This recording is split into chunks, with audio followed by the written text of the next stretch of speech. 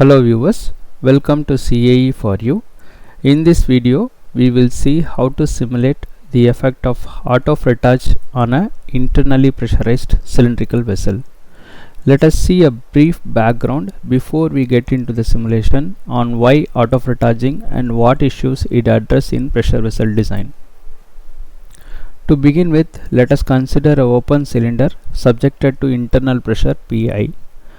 It is desired to increase the load capacity of the cylinder. However, it is not desirable to increase the size. There are multiple solutions available to address this problem, like increase the material strength, use built-up sections made of interference fit. At this juncture, you may also want to check out our previous video on simulating interference fit. The link is provided in the description.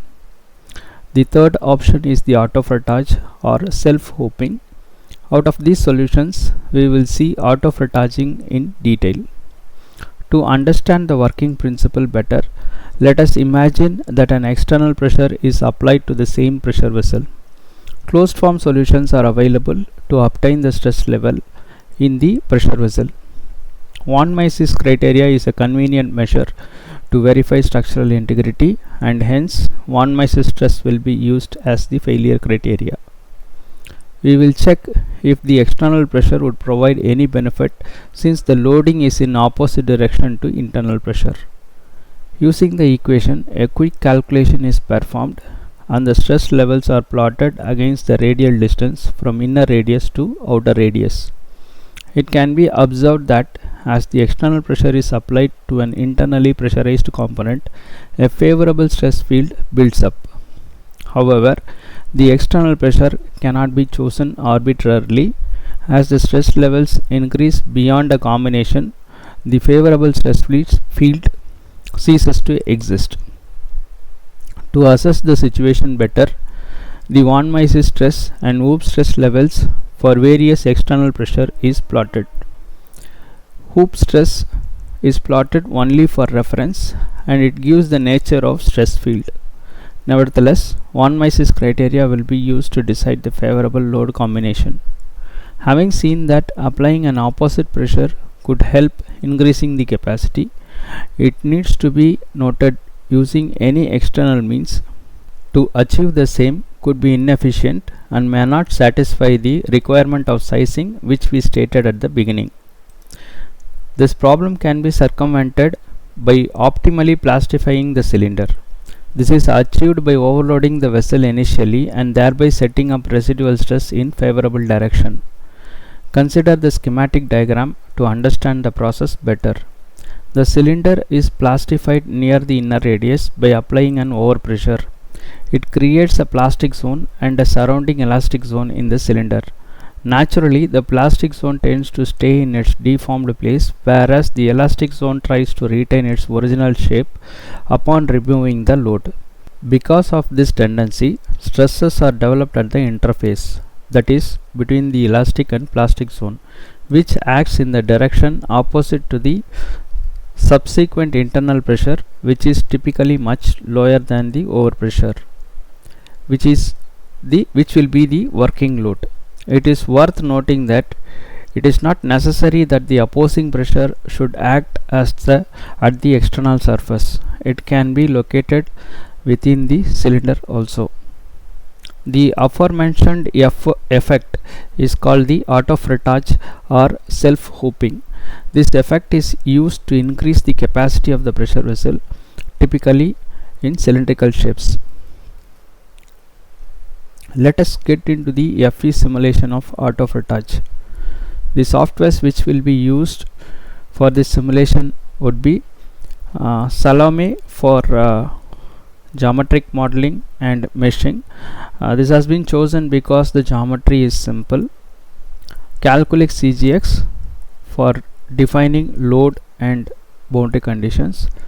Calculix CCX for solving.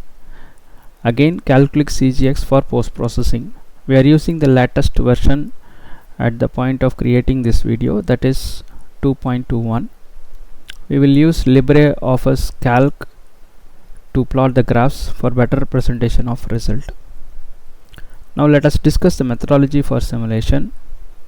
Cylindrical geometry of inner radius 25 mm, outer radius of 50 mm was chosen for this simulation.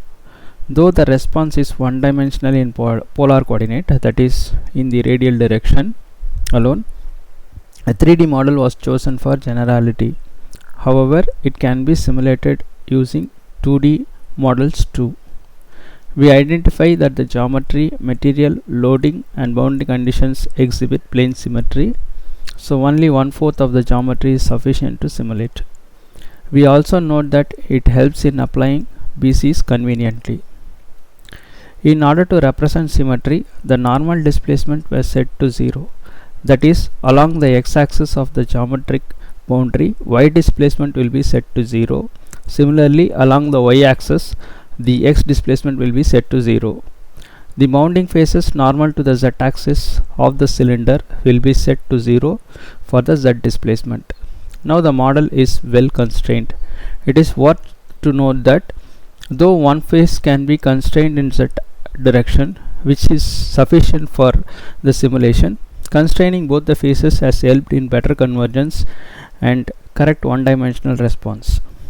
Since it is an elastoplastic analysis, elastic and plastic portion of the stress strain curve has to be defined. As usual, the elastic part is defined by Young's modulus and Poisson ratio.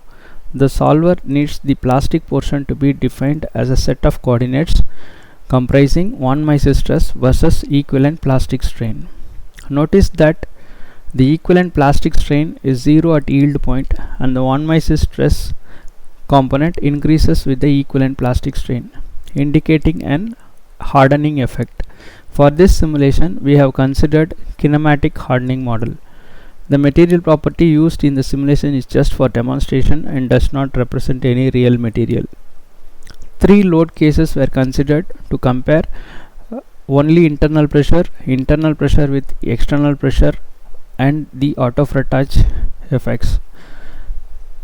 The loading conditions are so chosen to use same solver deck with minimal modification. Now we are good to see how to prepare the FE model. Let us launch Salome.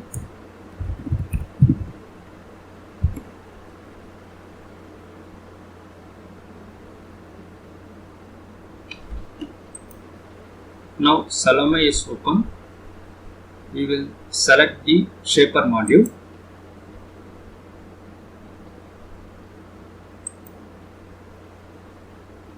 Now we are ready to create a sketch. Click on create sketch. Then we will choose the datum plane, here the XY plane. Then click on set plane view. Now we are ready to draw the sketch. We will draw 2 circles.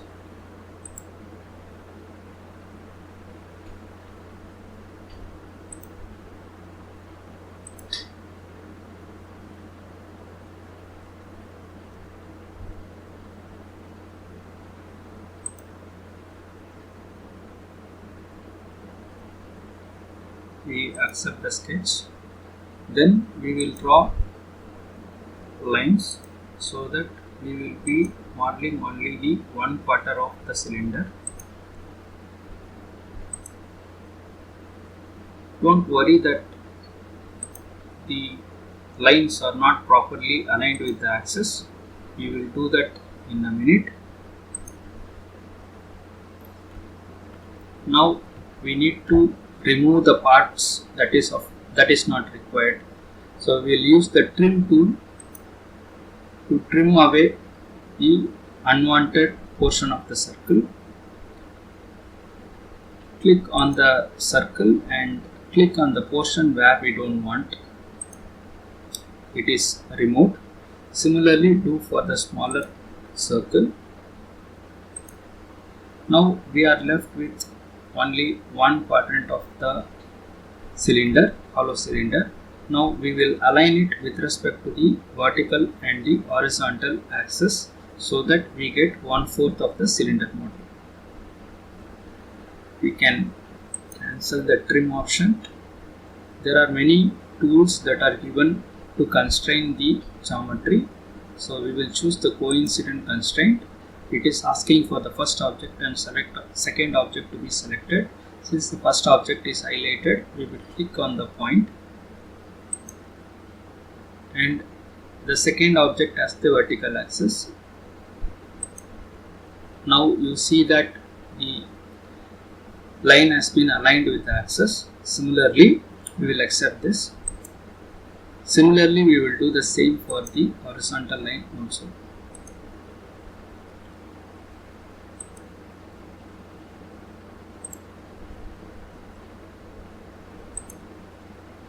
Now, the vertical and horizontal lines are well constrained.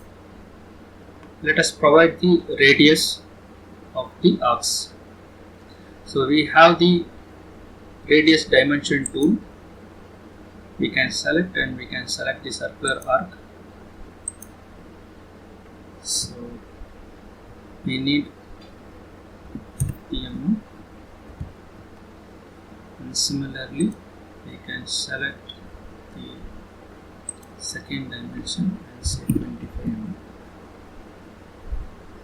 If we want to place the dimensions at the ends, you can either select the left or the right, but at this point of time we can leave as is. It is good. Now, since the sketch has been constrained, we see that it has turned green color. Now it is good to accept this sketch. We will click on apply. So the sketch is done. Click on this mouse button so that we will be able to navigate easily with the mouse buttons. If we expand the part, we see that the sketch is available in the under construction. Now we need to extrude this. Let us extrude with the extrusion button. You click on the extrusion button, leave all the options on as is, and then just change the size to 20. Click apply. Now the geometry is ready. We will need to create groups so that we will be able to apply the boundary conditions and loads. So we will click on the groups tool, and you can see multiple options are available like vertices, lines, surfaces and solids. We will create the necessary groups. First we will click on solids. Ensure that the below box is highlighted. Select on the solid and let us name it as cylinder. There are three buttons. One is up. The green tick is apply, and we want to continue further, so we will say apply and continue. Then let us click on the surfaces. We will first select the surfaces for loading condition. So the inner surface is for internal pressure, which we mark as PI. The external surface is for P, outer pressure applied at the outer surface. So we mark it as PI, the external pressure. Apply, continue. Now we would like to select the planes to apply the boundary conditions.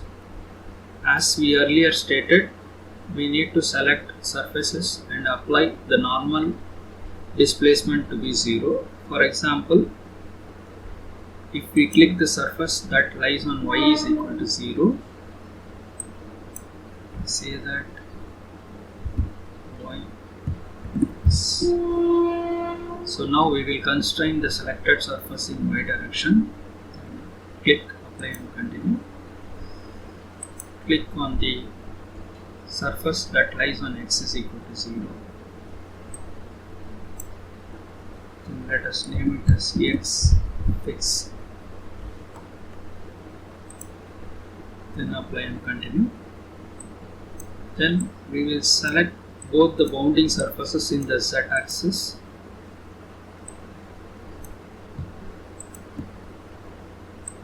and name it as Z fix. Apply and continue.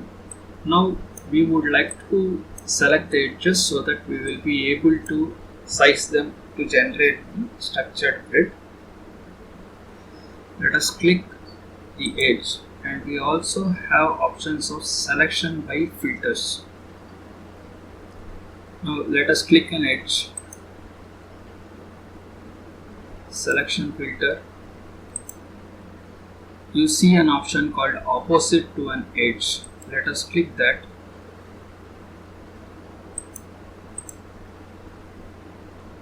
Select the edge. So click on select. The active filter is opposite to an edge. So we see that 4 lines have been selected which corresponds to the opposite direction, so that while we are sizing it, we don't get into an issue of mismatched lines. This is a good feature that is available in Salome. Then we say apply. So I want about 12 elements in this site, so we choose it as 12 elements. Apply and continue.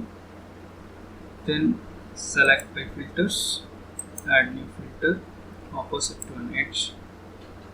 Select this line and say select. So we see 4 edges that is further selected. I want 5 elements across this side, so let us choose as element or name it as element 5. Then we apply and continue.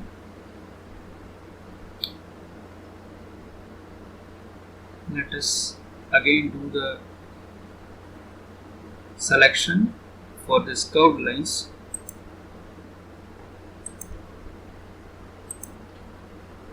We notice that the curved lines cannot be selected, so they have to be manually selected at this point of time. So let us cancel this.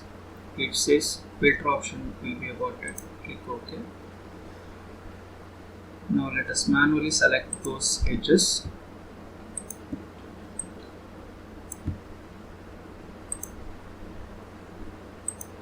We see that all the 4 edges has been selected. We want 20 elements for the selected edges, so let us name it as element 20.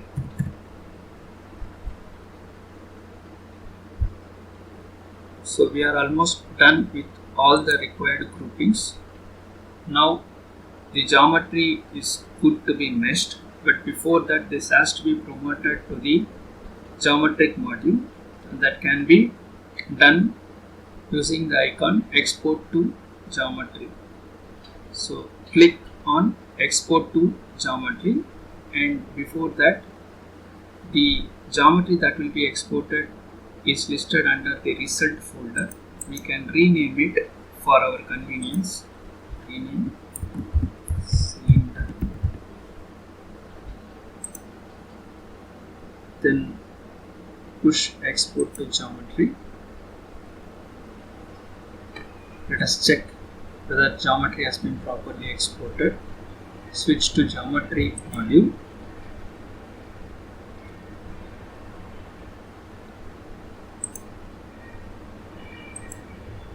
We see the cylinder geometry under the geometric tab, and also we are able to see the exported groups, which will be helpful in defining boundary conditions as well as defining the edge sizing. However, you notice that the cylinder is not highlighted, but still we are able to see that. That is because in the shape module we have the component highlighted. So let us switch it off for the convenience so that we don't get into confusion.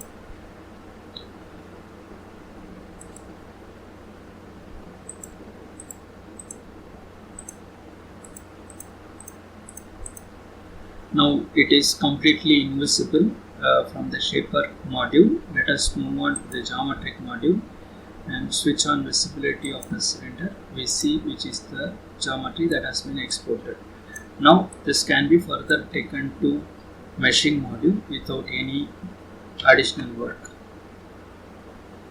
So let us click on the cylinder and then click mesh module.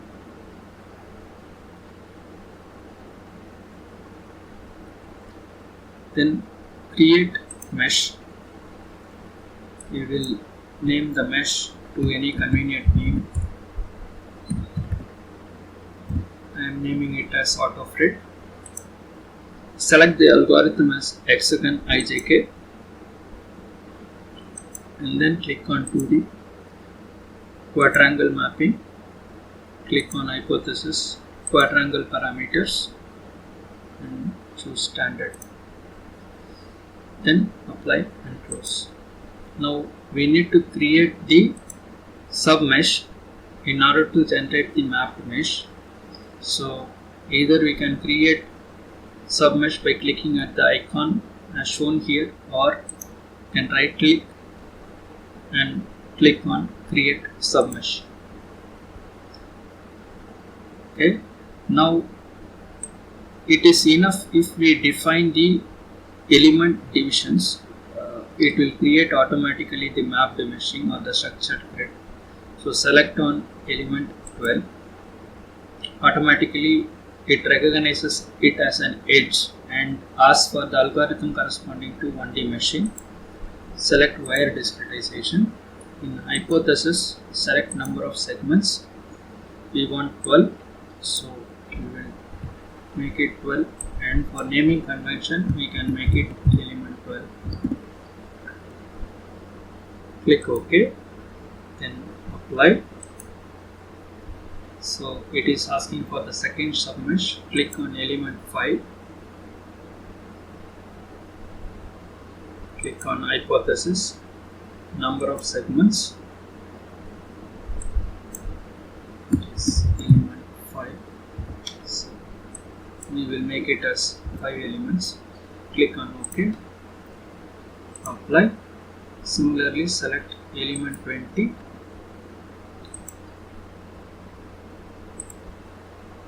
Click on hypothesis, number of segments, element 20. OK, and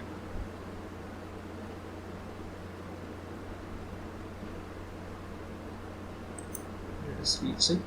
It is the number of segment is 15. Let us change it to 20. Okay. Then we say apply and close. Okay, now we are good to do the meshing, but before that we will check whether the mapping has been properly done. That can be done using preview option. Click on preview, 2D meshing. Let's say preview. Click on this mouse button so that you will be able to navigate easily, and then click on fit all. We see that the mesh is properly generated as expected. Then you can directly say compute so that the mesh is generated. Now we have 1638 nodes and 1200 elements. Let us close it. We actually have a linear element by default, so we want to convert that as a bilinear element. That can be done by convert to or from quadratic. So let us say convert to quadratic option.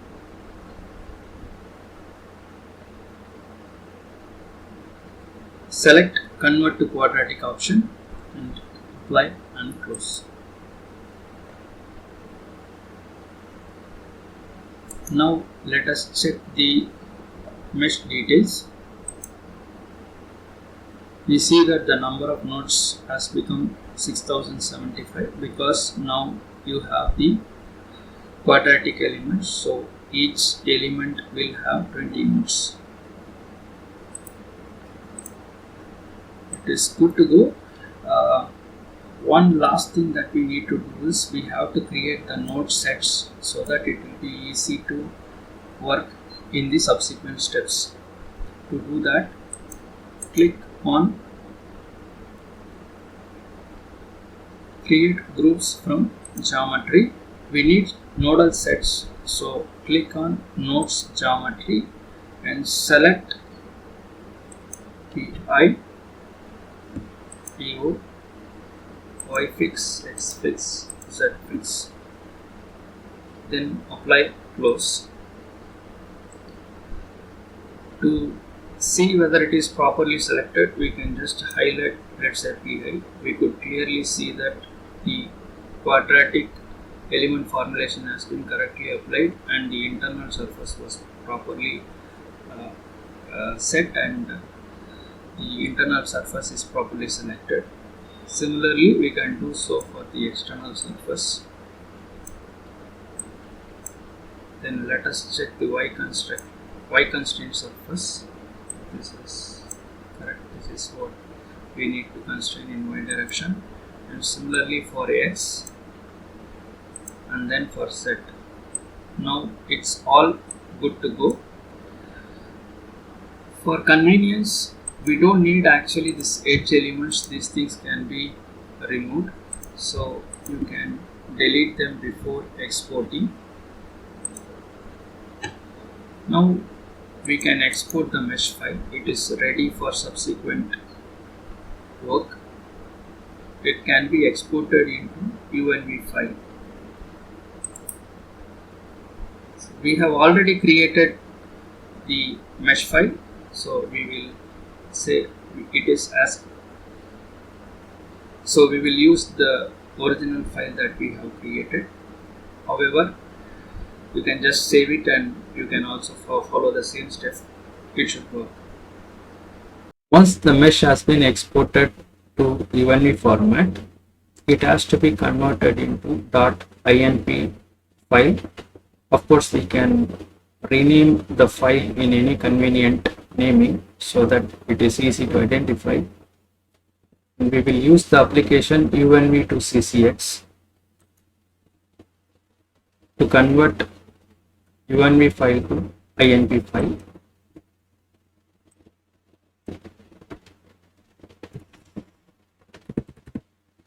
Here we have already done the path mapping. If it is not done, then the full path has to be specified so that this conversion will be successful. Otherwise, it may lead to errors. But here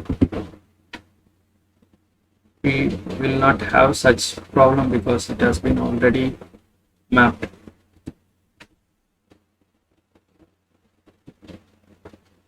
As we see that the input file has been created, let us edit the input file so that we will be able to create the necessary deck file for further solving. We have already created the solver deck, so we will go through each command lines that are required to perform the simulation. Let us open the input file in a text editor which recognize the syntax so that it is easy to make the editing. Let us scroll down a bit. We see that the input file contains the line element and the surface element. These are not required, so we need to remove it. We will remove this manually.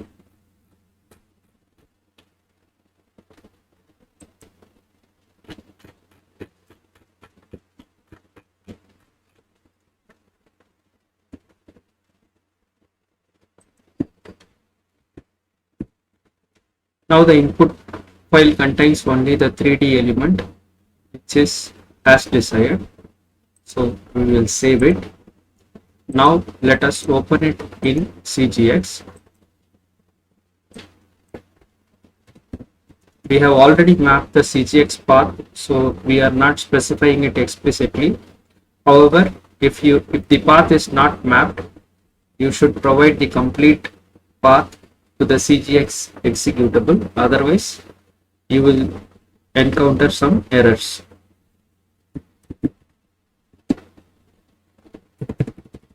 So it is CGX minus C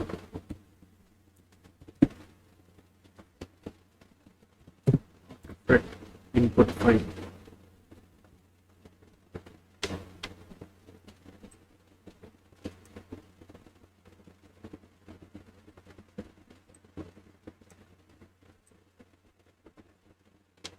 Let us rearrange the window for better visibility.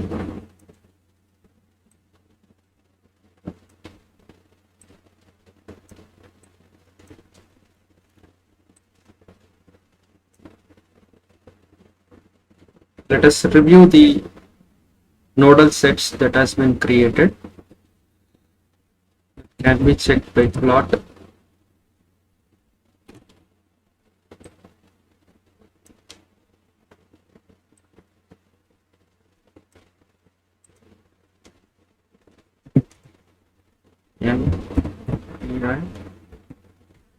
So we could see that the nodal set is properly exported.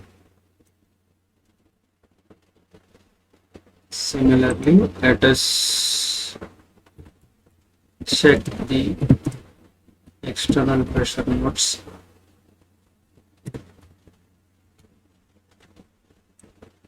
This also looks good. Let's check for the boundary conditions.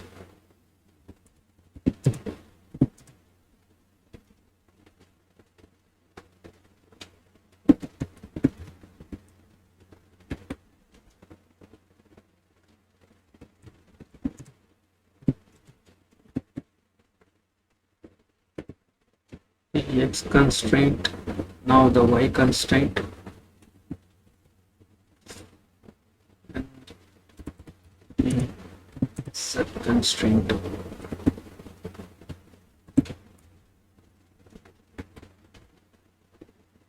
Okay, it's all good. Now we need to create pressure load, for which we need to create surfaces from the node sets, particularly the internal and external pressure nodes. That can be done by issuing the command comp I the node set and saying do.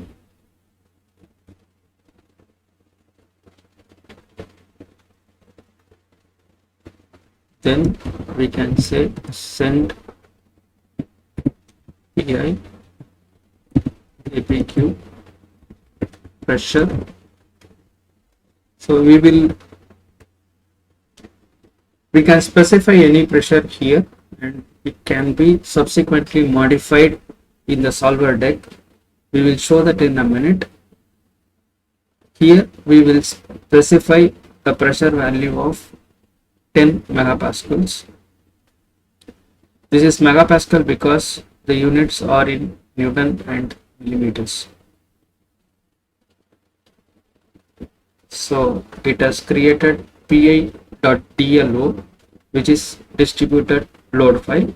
Similarly, we will create the same for external pressure. P out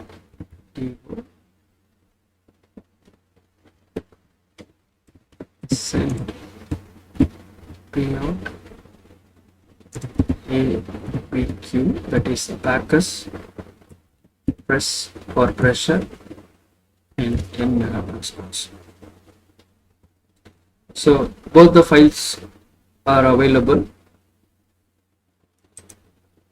which we can see that it is created. Just to see, the pressure loads has been created, which can be utilized for subsequent analysis in the input deck. Let us now create the solver deck.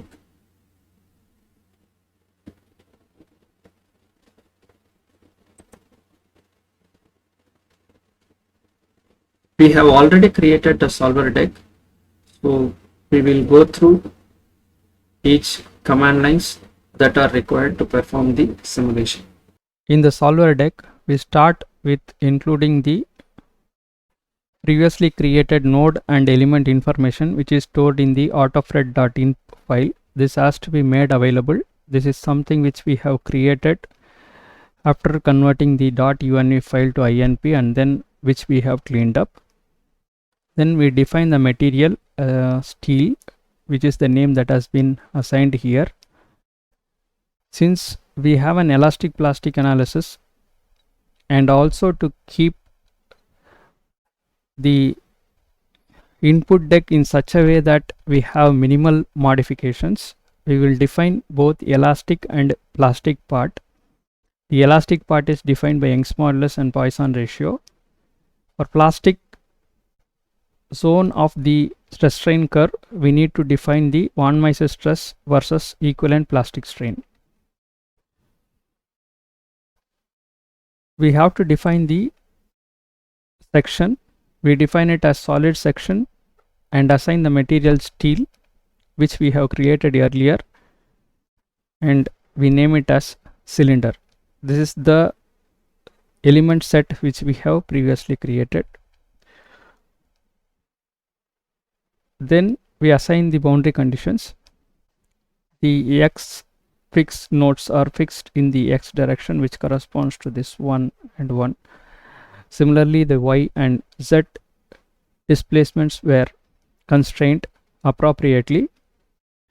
This is an important card which we will be using in order to vary the loading. So we can create two amplitudes which will be the multiple of the load that we are going to apply.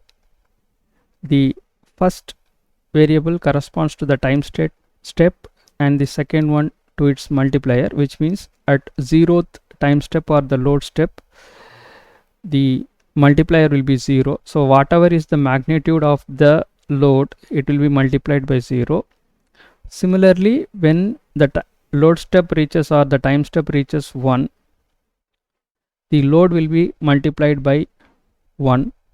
So whatever is the load that is defined using the DLO command or the DLO export, the entire load values will be multiplied by the factor 1, and then at second time step or the load step, probably the third one, that is at time step 2 or the load step 2, the value has been brought back to 0. So and then we increase it to 1. So this corresponds to a loading, unloading and again loading condition, but here the values are chosen such a way that it does not exceed the elastic limit. Similarly, the external applied load all has been set to 0. So this card is applicable for internal pressure only when we don't want the applied load to exceed elastic limit. Then we define the step as static because here we are considering static analysis. Then we are defining the initial step, the final step and the minimal constraint and maximal allowed load step variation. Here we are keeping all as 0.1 so that we create the results at an interval of 0.1 time step. Maybe here it will correspond to load step because it is a static analysis. Then we apply the internal pressure based on the amplitude API which we have previously created, and then we also apply the external pressure. Again, this is to ensure that we don't need to change the entire deck for various other calculations. Finally, we add the cards to extract the displacements, stress, total strain and equivalent strain. So this is the solver deck.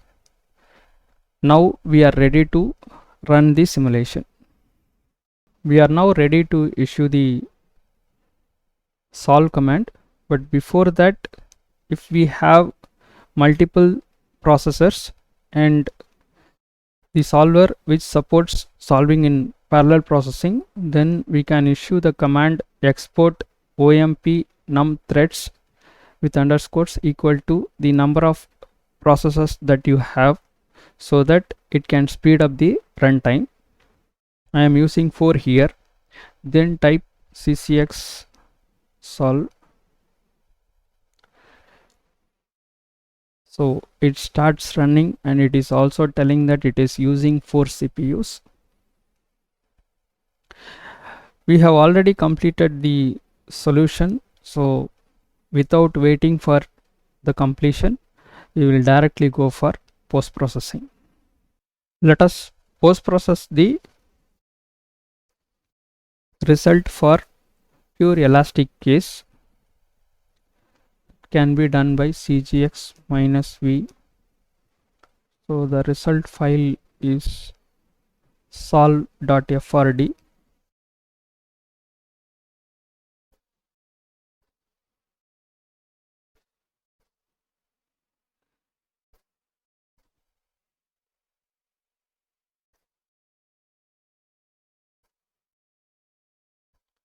So we can view the displacements, and also we can also see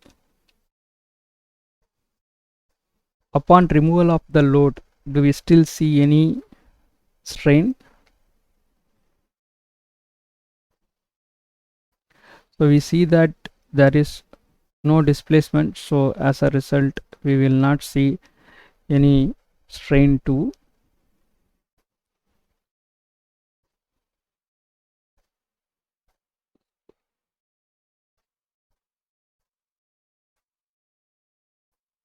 We have chosen here the plastic strain, but then this is applicable for total strain also.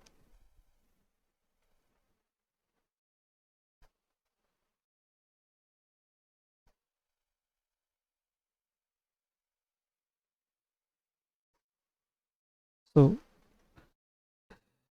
when we unload, the entire stress got relieved, which indicates that it is in elastic limit. Of course, this condition is only for internal pressure.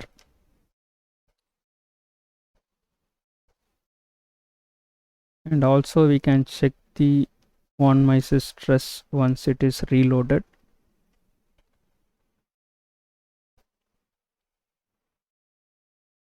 So the stress plot looks as expected.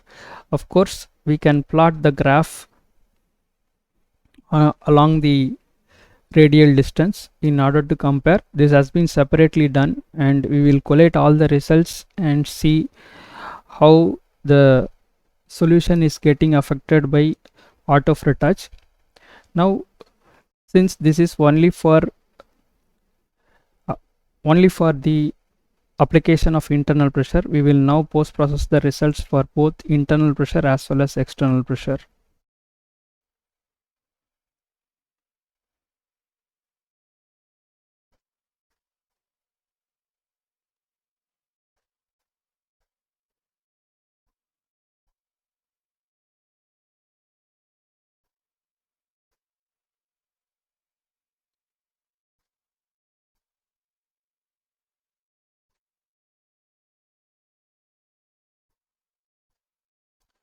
Till the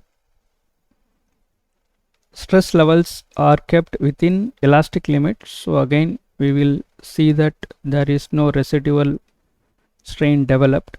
However, what would be interesting is to see the stress level and compare with the previous one what we have seen.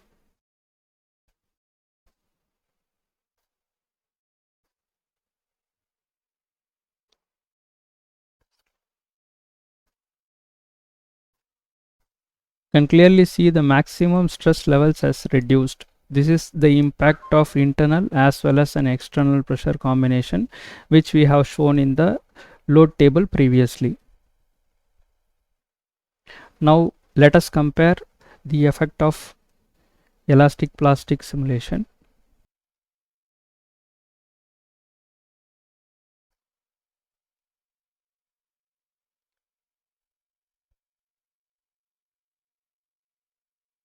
Now let us check if there are any residual strains.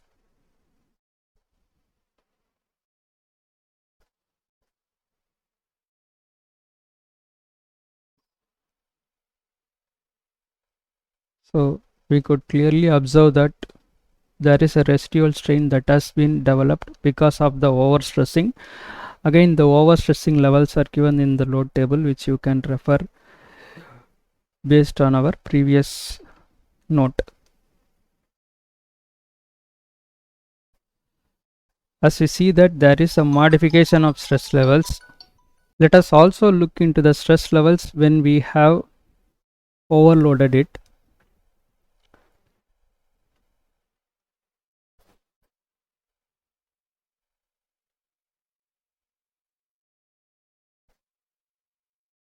So we could see that there is a significant amount of stress that has exceeded the yield limit. You might have noticed that our yield limit was 300 megapascal. So this is the reason why we see a residual stress once this load has been removed. Let us look into the residual stress levels.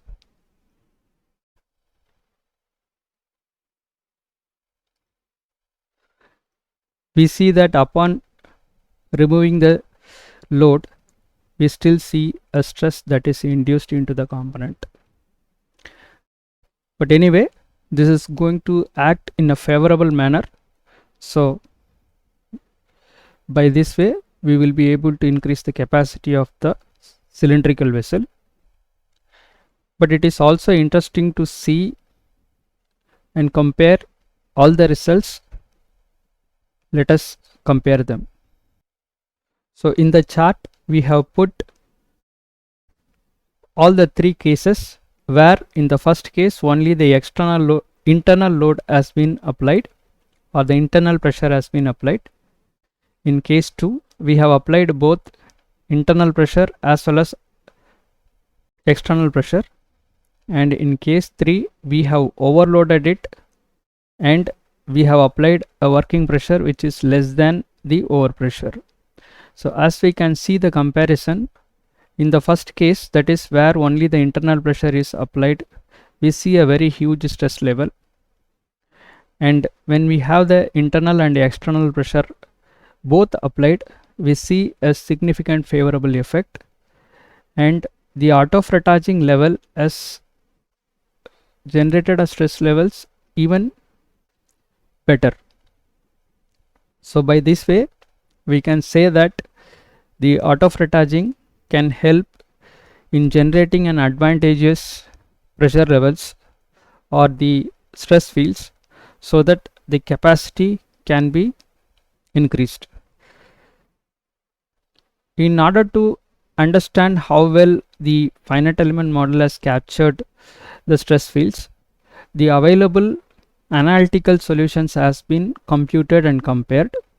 We noticed that the model predicts very well at the higher stress levels. Of course, we didn't have the analytical model available for autofrettaged case, but then we see that the model predicts well for the other two cases for which closed form solution is available.